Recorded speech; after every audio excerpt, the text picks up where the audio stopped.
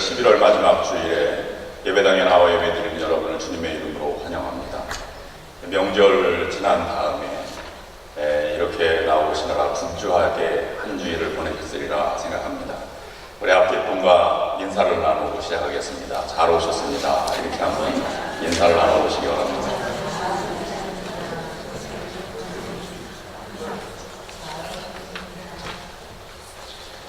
네, 오늘이 12월 마지막 주일이지만 교회력으로는 성령 강림절 후 마지막 주일입니다. 그리고 예수님이 왕 되심을 기념하는 왕국주일이라고 부르기도 합니다. 다음 주일부터는 예수님의 탄생을 기다리는 성탄절기가 시작되는데 그것을 대강절 또는 대림절, 큰 기다림의 계절이다, 이렇게 해서 절기를 부르고 있습니다. 교회력으로는 대림절, 기다림부터 시작을 해서 성령 강림 후에 예수님이 왕으로 오심을 기념하는 왕국주일로 마무리가 됩니다. 그러므로 오늘이 교회력으로 보면 마지막 주일이고 다음 주일이 첫 주일이 됩니다. 우리 교회에서는 다음 주일 총회를 앞두고 또 여러분들 주보에 삽입된 것처럼 청지기 주일로 양식이 들어와 있는데 한 가지 이상 우리가 새로운 한 해의 사역을 시작하자, 그래서 모두가 함께 사역에 참여하는 교회가 되자 하는 의미로 청지기 주일로 이렇게 지키기로 마음을 먹고 실행을 하고 있습니다. 우리가 누구입니까? 주님이 우리의 왕이시다, 이렇게 고백하니까 우리는 주님의 통치를 받고 있는 하늘나라의 백성들입니다. 사도 바울은 그리스도를 믿는 우리를 향하여 성도, 거룩한 무리들이라고 불렀습니다. 세상과 구별된 사람들이라는 말입니다. 세상과는 다른 무리들이 모여서 사는 곳이다 하는 그런 의미입니다. 어떻게 세상과 다른 존재, 구별된 삶을 살아가는 사람들이라고 말할 수 있겠습니까? 몇 가지가 그 증거들이 있을 수 있습니다. 먼저는 아무리 자존심을 건드리고 화를 내도 화가 나지 않고 또 그것을 잘 찾는 것을 보면 저거는 세상 사람과 다르구나 하는 것을 생각해 보게 됩니다. 왜 그렇습니까? 주님께서 갚아주시고 주님께서 알아주시는 것으로 만족하기 때문입니다. 언제나 즐겁고 항상 기뻐합니다. 웃음을 잃지 않는 것을 보면 저분은 세상과 다른 사람이구나. 왜 그렇습니까? 하나님이 함께 해주시는 것을 알기 때문입니다. 아무리 억울한 일을 당하여도 억울함의 눈물을 흘리지 않습니다. 왜냐하면 생명의 소망은 주님께 있다는 것을 알기 때문입니다. 입에서는 찬송이 떠날 날이 없습니다. 주님의 은혜를 경험하고 살아가기 때문입니다. 섬기고 봉사하며 살아가는 것을 보면 알 수 있습니다. 대접을 받으려고 하기보다는 주는 것이 더 복되다 하는 말씀대로 나의 시간과 정성과 물질을 다른 사람과 주님을 섬기는 데 사용하고 기쁘게 그 섬김을 살아가는 삶을 살기 때문입니다. 자기가 처한 삶의 현장에서 그리고 교회에서 한 가지 이상 선한 일에 참여하며 살아가는 것을 기쁨으로 알고 살아갑니다. 주님께 소망이 있기 때문입니다. 그러기에 우리는 그런 사람들을 거룩한 무리들 또는 하늘나라의 백성들, 성도라고 부르는 것입니다.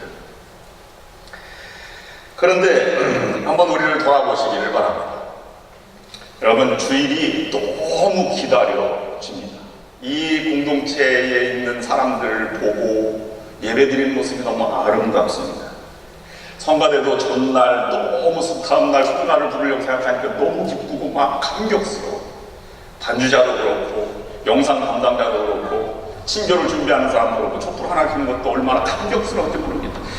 내일 촛불을 켜는구나. 내일 우리가 성도를 대접하는구나.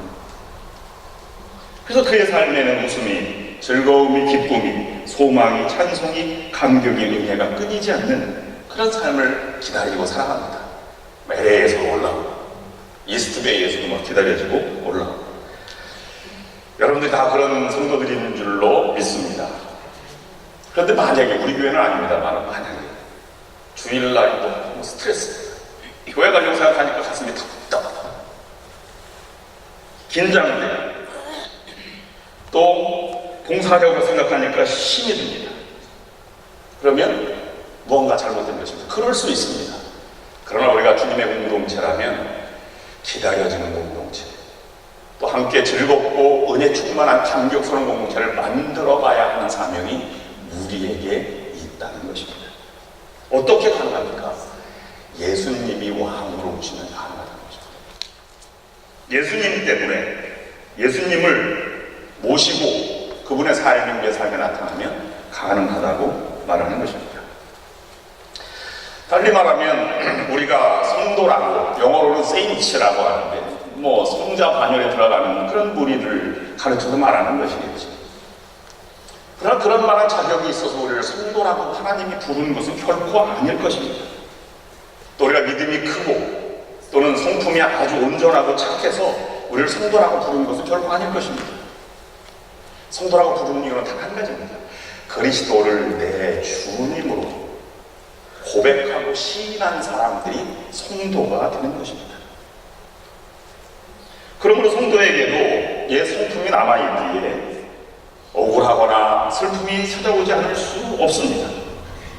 여러분, 그런 상황이 만나게 된다면 여러분의 마음속에 가지고 있는 하늘나라의 신분증을 꺼내보시기를 바랍니다. 그리고 보여주십시오. 나는 이런 사람이다. 나는 하늘나라의 사람이다. 나는 때가 되면 우리 집에 간다. 이것이 성도됨의 신분입니다. 근데 이게 말처럼 쉬워야 말이죠. 어렵습니다. 오늘 본문은 십자가를 앞에 두신 예수님과 그것을 판단을 내려야 하는 빌라도와의 법정 논쟁에 관한 기사입니다.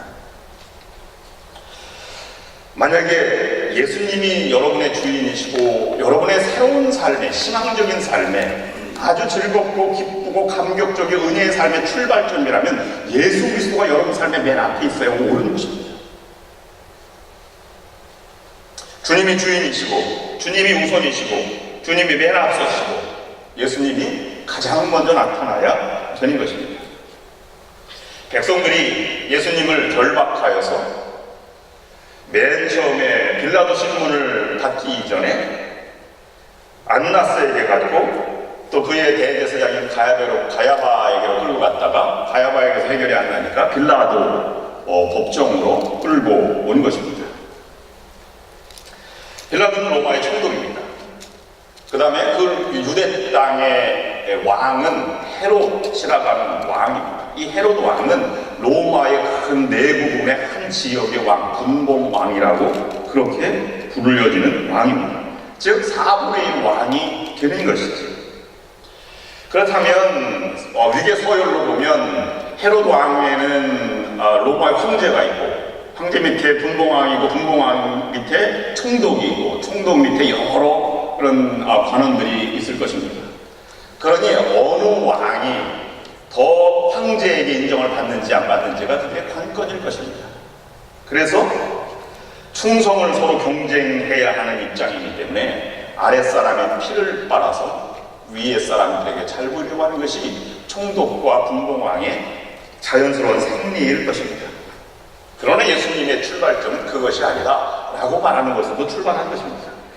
아무리 목적을 위해서 살아간다고 하지만 소수의 사람이 희생되고 인격이 무시되고 존엄이 무시된다면 그것은 죄악이다, 잘못된 것이다 라고 말하고 있는 것입니다. 우리 주변에서도 이걸 적용해보면 나만 소중하다 라고 생각한 사람은 잘못된 삶을 살아가고 있는 것입니다. 복음서 중에 성경 중에 가장 먼저 쓰여진 서신서가 더 먼저 쓰여지긴 하였습니다만은 마가복음의 출발점은 이렇게 하고 있습니다. 마가복음 1장 1절 말씀에 하나님의 아들 예수 그리스도의 복음의 시작이다. 옥타비아누스가 기운 해전에서 승리를 거둔 이후에 이 황제 신격화 작업을 들어가게 되죠. 그래서 옥타비아누스 아버지는 반은 신이고 반은 인간이다. 그리고 역사가들은 옥타비아누스를 이는 복음의 시작이다. 이 황제에게 복된 로마의 평화의 시대가 열렸음을 그렇게 극찬하면서 시작된 것을 마가복음은 예수 그리스도에게 돌린 것입니다. 그러므로 빌라도 입장에서 보면 자기 살 길을 찾은 것이죠. 빌라도의 관점은 자기 자신이 먼저였지 예수님이 결코 먼저가 아니었습니다. 33절 말씀의 시작에는 이렇게 기록하고 있는데요. 내가 유대인의 왕이냐? 이렇게 물어봤습니다. 근데 예수님께서 이것을 34절 말씀에서 다시 되묻는데요. 그게 내 말이냐? 다른 사람에게 들은 말이냐? 이렇게 질문을 그에게 드렸습니다. 그때 다시 36절 말씀에서 요한복음 18장 36절 말씀에서 그 물음에 이렇게 예수님이 대답하십니다. 내 나라는 이 세상에 속한 것이 아니라 만일 내 나라가 이 세상에 속한 것이었더라면 내 종들이 싸워 나라 유대인들에게 넘기지 않게 하였으리라. 이제 내 나라는 여기에 속한 것이 아니라 이렇게 말합니다. 빌라도가 다시 묻습니다. 그러면 네가 유대인의 왕이 아니냐? 이렇게 묻습니다. 빌라도에게 37절 말씀에 이렇게 대답합니다. 내 말과 같이 내가 왕이니라. 내가 이를 위하여 났으며 이를 위하여 세상에 왔나니 곧 진리에 대하여 증거하려 함이로라. 무릇 진리에 속한 자는 내 소리를 듣느니라. 빌라도에게 한 말입니다. 빌라도가 걱정스러워서 이렇게 말합니다. 진리가 38절 무엇이냐? 이렇게 묻습니다. 그리고 맨 마지막 18장 38절 후반부에는 나는 그에게서 아무 기회도 찾지 못하겠노라. 예수님이 진리인 건 알았어요. 어느 정도 알았습니다. 그의 아내마저도 내 꿈속에 나타났는데 조심해야 합니다 라고 충고하는 것도 듣지 않고 재판 정치범으로 십자가형을 언도내린 것이 바로 빌라도입니다. 왜 빌라도를 비난합니까? 진리를 알고 옳은 것이 알았지만 그 길을 가지 않았습니다. 자기를 생각했고 예수님을 우선적으로 생각하지 않았습니다. 영원히 저주받고 징계받아야 마땅할 빌라도의 이름을 우리는 지금도 부르고 있는 것입니다. 그러나 빌라도의 길을 따르지 말고 그리스도의 길을 따라야 합니다. 어느 순간과 어느 입장에서도 예수님은 자기의 살 길을 찾지 않았습니다. 십자가의 길, 백성을 구원하는 길, 하나님의 명령을 따르는 길을 맨 먼저 생각했다고 하는 것입니다. 그래서 굶주린 백성에게 복음이 증거되는 곳에, 죄가 있는 곳에, 연약한 힘이 있는 병자들이 있는 곳에 그는 찾아갔고 그의 하늘나라 백성으로 초청하여 든 것입니다. 오늘 우리들의 삶을 돌아보게 됩니다. 많은 사람들이 예수 그리스도가 중심이라고 말하지만 너무 바빠서 교회 못 간다, 사역은 좀 나중에 해야 되겠다 라고 말합니다. 그것은 엄밀히 말하면 신앙의 길이기도 하지만 빌라도의 길을 찾아 자기 살 길을 찾아가는 것과 다른 것이 아닙니다. 결국 나에게 무슨 도움이 되는가를 판단한다면 우리는 이 하늘나라 백성의 시민으로서 부족함이 있는 것입니다. 그러면 새로운 세계의 시작은 지금 내가 있는 지금 이곳에서 시작되어야 하는 것입니다. 내 나라는 여기에 속한 것이 아니라 라는 말은 죽어서 가는 것이 아니다 이런 말입니다. 이런 내가 지금 있는 곳에서 그러면 예수의 길을 간다는 것은 무엇입니까? 생명력을 보존하고 인간의 가치를 아주 우선시하고 또 인격과 존재 가치를 인정하고 은사가 100% 이루어지는 곳에 모든 사람은 희망을 갖고 있는 것입니다. 판단받지 않는 세상, 교회 오면 누구나 환영하고 반겨주고 서로 얼싸안고 기도하며 기쁠 때 함께 춤을 추고 슬플 때 함께 기도하고 눈물 흘리며 서로 위로해주는 것이 희망이 있는 것이죠. 거기에 은사가 발휘되고 거기에 인격이 묻어나야 하는 것입니다. 세상은 가지고 배운 것, 권력으로 평가받지만 하나님 나라는 인격과 존재 자체로 평가받아야 하는 것입니다. 여러분 오늘 예수님의 말씀에 내 나라는 세상으로부터 기원하지 않는 나라다, 여기에 속한 것이 아니다 라고 하는 것을 염두에 두어야 합니다. 내 나라는 이 세상으로부터 오지 않았다, 이 세상으로부터 기원되지 않았다는 말은, 천국이라는 말은 이 세상에서부터 비롯되지 않았다라고 하는 말을 강조할 뿐만 아니라 이 세상을 향해서 가지 않는다고 말하는 것이 아닙니다. 이 세상을 향하여 가되 이 세상 것이 아닌 다른 가치로 직분해 나아가야 한다는 것을 우리에게 말씀해 주고 있는 것입니다. 세상을 향해 나아가되 착취와 빼앗음이 아니라 나눔과 섬김을 향해 함께 나아가는 나라가 하나님의 나라라고 하는 것입니다. 서로가 존중하는 마음으로 시작되는 것이죠. 어떻게 그것이 가능하겠습니까? 지금부터 어떻게 그것을 실천할 수 있겠습니까? 첫 번째는 낮아짐을 두려워하지 않는 것입니다. 사람은 기본적으로 자기보다 낮게 평가받는 것을 아주 극도로 자존심을 건드리는 것처럼 싫어하게 됩니다. 그리고 좀 더 자기보다 높게 평가되는 것을 아주 좋게 기쁘게 생각하는 경향이 있다고 합니다. 그래서 그것을 정치적인 존재다, 아니면 신분 상승의 욕구다, 이런 표현으로도 쓰기도 합니다. 이것이 약간 지나치면 칭찬받는 것으로만 생각하는 경우도 있습니다. 여러분, 리플리 증후군이라고 아마 들어보셨을 것입니다. 패트리샤 하이스미스가 쓴 소설에서 기원된 것인데요. 소설의 제목은 재능 있는 리플리라는 소설입니다. 이 탐 리플리는 낮에는 피아노 조율을 써였고요. 밤에는 호텔 벨보이였습니다. 팁으로 살아가는 사람이었죠. 근데 그 호텔에서 연주장에서 연주가 있는데요. 마침 피아니스트가 급한 사정이 있어서 참여를 못하게 됩니다. 그 리플리가 자기 피아노를 어릴 때부터 열심히 배워서 유명한 사람 되려고 했는데 아무도 그런 기회가 없어서 혼자 배웠습니다. 그리고 연중에서 피아노 치는 사람이 있으니까 리플리가 내가 손을 들고 그 음악은 연주할 수 있겠다라고 생각해서 나갔습니다. 그런데 입고 나간 옷이요, 프린스턴 대학교 그 후드티를 입고 나갔습니다. 연주를 잘했어요. 근데 거기에 선박 재벌이 참석을 했는데 호감을 갖게 된 것입니다.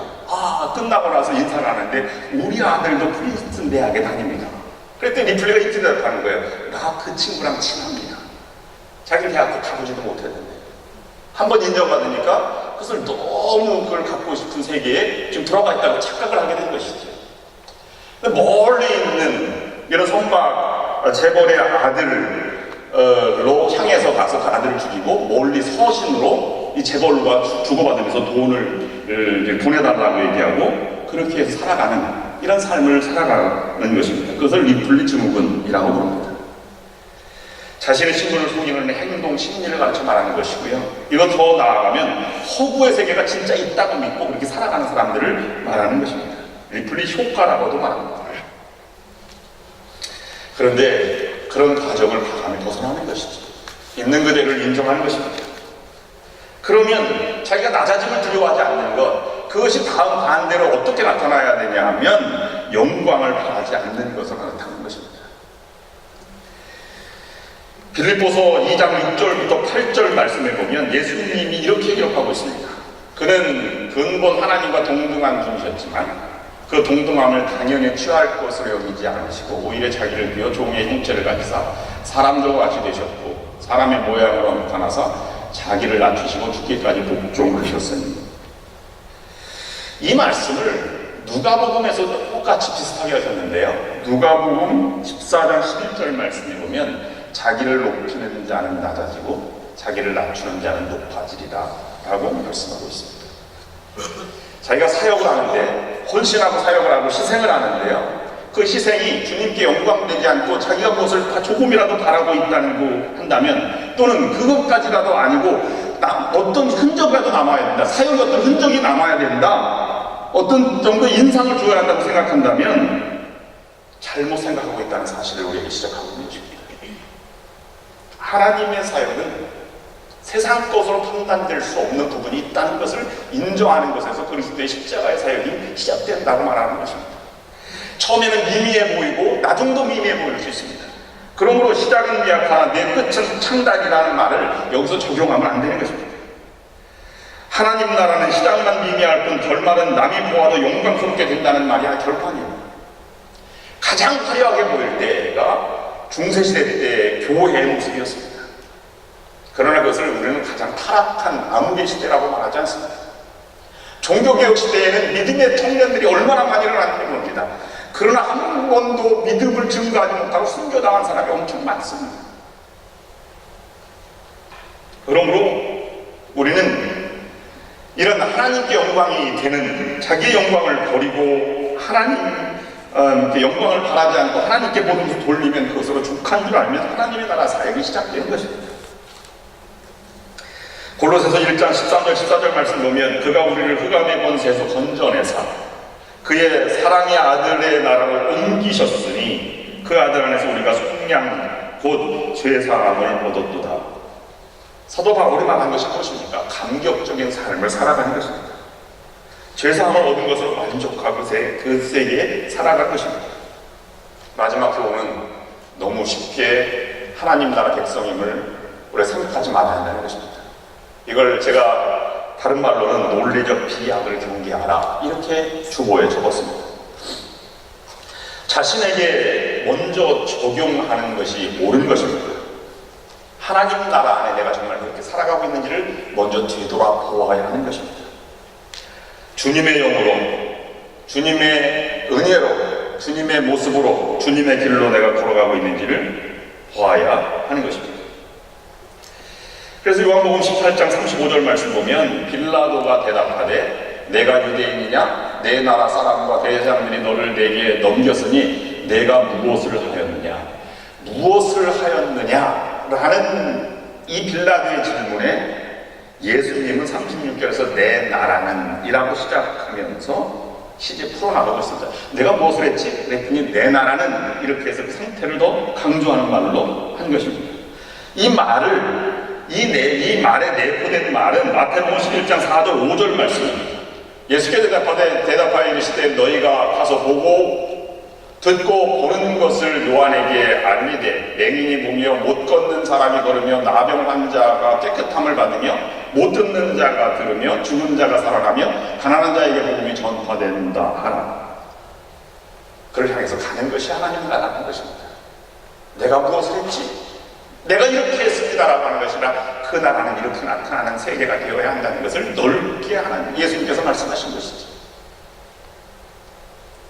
초대교회 성도들은 이렇게 사도행전 10장 38절 말씀에서 베드로의 설교 가운데 이렇게 말하고 있습니다. 하나님이 나사렛 예수에게 성령과 능력을 기름 붓듯 하셨으며 그가 두루 다니시며 선한 일을 행하시고 마귀에게 눌린 모든 사람을 고치셨으니 이는 하나님이 함께 하셨습니다. 하나님이 함께 하시는 예수 그리스도에게 성령과 능력을 부어주신 다음에 어떻게 했는지 어떤 삶의 형태인지를 얘기하는 것이지 그가 어떤 내용의 일을 했는지가 중요하지 않다고 하는 것을 말씀해 주고 있는 것입니다. 우리가 그런 공동체를 만들어가는 것이 사명입니다. 그런 사람들이 모여서 제자 공동체가 될 것입니다. 이게 근본적인 생각은 무엇입니까? 마가복음 6장 34절 말씀에서 예수께서 나오사 큰 무리를 보시고 그 목자 없는 양 같음을 인하여 불쌍히 여기사 이에 여러 가지로 가르치시더라. 모두가 다 긍휼함을 가지고 불쌍히 여기시고 다른 사람이 필요한 것이 무엇인지 예수님이 바라는 것이 무엇인지를 향해서 나아가고 있는 것입니다. 그러므로 하나님 나라는 어떤 사역이 구체적으로 정해지는 것이 아닙니다. 내가 긍휼의 마음을 가지고 함께 참여하면 청년들이든 아니면 실버 사역이든 아니면 찬양 사역이든 아니면 봉사 사역이든 어떤 것이든지 하나님의 성령이 기름 부어주시는 대로 기쁜 대로 감격적인 은혜의 삶을 살아가면 그것이 하나님 나라의 시작이 된다는 것입니다. 예수님은 지금 십자가 아래 있는 것입니다. 달려듣기 돌아가시기 얼마 전에 자기가 살려고 특히 나를 죽이려고 하는 빌라도를 보면서 이렇게 얘기한 것입니다. 그리고 예수님은 초탈해하면서 그 길을 걸어가셨습니다. 그 모든 것에서 자신을 열어젖힌 것입니다. 자신을 열어젖히면 복음의 사람이요 하늘나라 사람입니다. 그러나 닫으면 폐쇄적이 되고 자신이 진리가 되며 예수 그리스도는 이 삶에서 사라지게 되는 것입니다. 너무 희생했다고 아까워할 필요가 없습니다. 그것이 하나님의 영광이 되는 것이 족한 줄로 알면 그것이 되는 것입니다. 여러분 왜 기독교가 욕을 먹습니까? 교회 중에 오랫동안 기여한 이들이 지금은 교회 타락에 앞장서고 있다는 것이 사회 비판이 아니겠습니까? 하나님 생명을 구하는 일에는 어떤 희생도 없는 것입니다. 그걸로 만족한 것입니다. 그러면 여러분이 이렇게 고백해야 됩니다. 내가 그리스도를 믿고 난 다음에 나는 어떤 것도 희생이 없습니다. 나는 오히려 얻은 것이 더 많고 하나님의 은혜가 더 풍족합니다. 나는 어떤 것도 내 인생에 희생하지 않았습니다. 라고 말할 수 있는 사람이 하나님 나라 백성의 사람들입니다. 에베소 교회를 향해서 몇 가지 하늘에 속한 사람들의 모습을 다시 반복하고 있는데요. 그건 제가 서두에 말한 것과 비슷한 것입니다. 온유와 평강과 찬양하는 사람을 거기서 말하고 있는 것입니다. 저는 여러분들이 우리 교회가 이런 교회가 됐으면 좋겠습니다. 교회가 너무 기다려지고 주일날 너무 감격적으로 하나님 앞에 예배를 드리고, 그리고 모두가 하나님의 은혜라고 서로 고백하고 칭찬하며 감격하며 눈을 뜨면 하나님의 은혜요 앉으면 주님이 주시는 평강을 말하는 사람이 되었으면 좋겠습니다. 잠자기 위해서 누우면 꿈에서라도 주님과 대화나누기를 원하는 마음을 가졌으면 좋겠습니다. 그것이 사도 바울이 말한 적어도 하늘나라에 속한 사람들의 모습이 되는 것입니다. 세 가지, 우리는 다시 우리의 삶을 돌아보아야 합니다. 우리의 삶에 아픔이 있고 어려움이 있어요. 그래도 우리는 하늘나라 시민입니다. 빌립보서 3장 20절 21절 말씀 보면 오직 우리의 시민권은 하늘에 있는지라 이렇게 손으로 말하고 있습니다. 고린도전서 15장 40절 말씀에 보면 이렇게 말하고 있습니다. 하늘에 속한 형체도 있고 땅에 속한 형체도 있으니. 골로새 교인들에게 위의 것을 바라보라 라고 말하면서 골로새서 3장 1절부터 이하에는 이렇게 말하고 있습니다. 그러므로 너희가 그리스도와 함께 다시 살리심을 받았으면 위의 것을 찾으라. 오늘 하나님 나라는 이 땅에 속한 것이 아니라고 말씀을 생각하면서 왕국주의를 우리가 묵상하겠습니다. 여러분들도 하나님 주님을 여러분의 주인으로 모시면서 평강과 은혜의 삶을 살아가시며 감격적으로 살아가시는 여러분들이 될 수 있기를 주님의 이름으로 축원합니다. 기도하시겠습니다. 하나님, 우리 모든 성도가 하나님 나라에 속한 성도가 되게 하여 주시옵소서. 주님처럼 십자가의 길이라도 주님이 원하시는 길을 걷게 하옵소서. 안진뱅이 같은 저희를 일으켜주시고 눈먼 저희의 눈을 열어주시고 하나님의 나라의 기둥이 되게 하여 주시옵소서. 예수님의 이름으로 기도드립니다. 아멘.